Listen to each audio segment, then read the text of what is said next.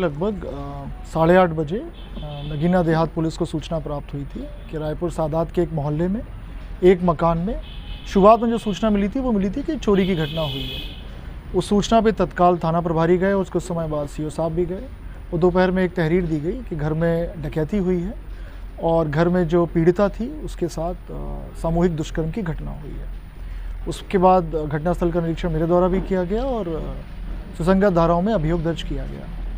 विवेचना के क्रम में कुछ तथ्य प्रकाश में आए हैं कि जो ये पीड़िता है, पीड़िता का पिछले 10-12 साल से एक व्यक्ति जो पीछे मेरे खड़ा है पुष्पिंदर चौधरी, इसके साथ उसके संबंध थे, उसका ये मित्र है और ये फ़ोन पे निरंतर बात करते रहते। विवेचना के क्रम में ये भी आया प्रकाश में जो 19 अक्टूबर को चोरी की घटना हुई थी, उस समय भी ये व्यक्ति घर पर आया था और एक लगभग इंटरोगेशन में निकल के ये आया कि लगभग 40,000 रुपये चोरी करके गया था। 14 तारीख की शाम को लगभग 5:51 पे पीड़िता ने इसको पुष्पिंदर चौधरी को घर पे बुलाया क्योंकि पीड़िता के परिजन धामपुर गए थे एक फंक्शन के लिए।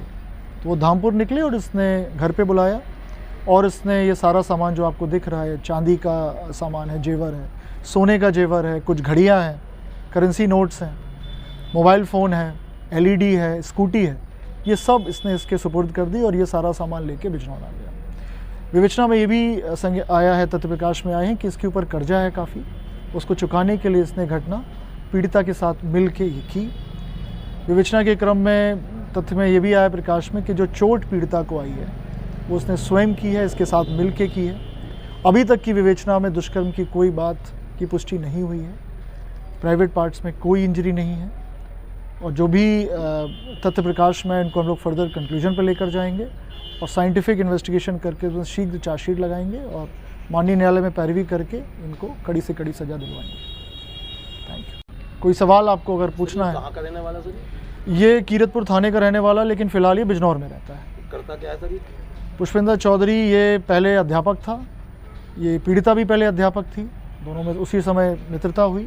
उसके बाद इसने कुछ शेयर का कुछ काम किया उसमें इसके पास, उसके ऊपर ये कर्जा हो गया इस तरह का। तो सर ये उस समय घटना के समय अकेला ही था ये? अभी तक तो यही प्रकाश में है कि अकेला था, लेकिन इसके साथ अगर कोई और भी था तो उसकी हम लोग इन्वेस्टिगेशन कर रहे हैं।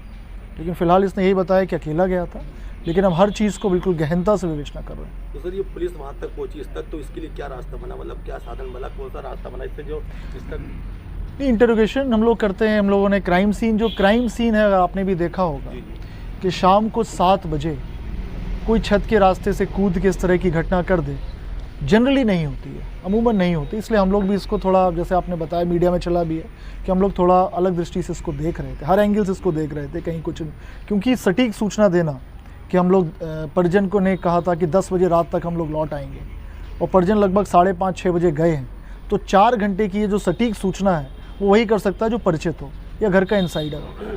तो बाहर का हम लोगों ने इसलिए उसको कर दिया था कि बाहरी कोई घटना कर नहीं सकता। ज़रूर किसी ने इसकी मुखबरी की है या फिर घर से कोई इन्फॉर्मेशन लीक हुई, उसके बाद ये घटना हुई है। तो पूछताछ में इसने कुछ नहीं बताया कि इसके साथ कोई था नहीं था? और पूछताछ अब कर रहे हैं, आपके सामने है। मतलब अब कल शाम को मुकदमा लिखा गया, अब 24 घंटे में ये सब पूरी रिकवरी आपके सामने है। और भी हाँ, महिला को इसने अपने ID पर सिम दे रखा था जिससे वो इससे बात करती थी। सर उसमें इस संबंध में जो इनकी अरेस्टिंग हुई है, क्या इस संबंध में जो इनके साथ थी महिला, उसके विषय में भी कोई विधिक कार्रवाई की? बिल्कुल विधिक कार्रवाई की है। जो भी इस घटना में शामिल हैं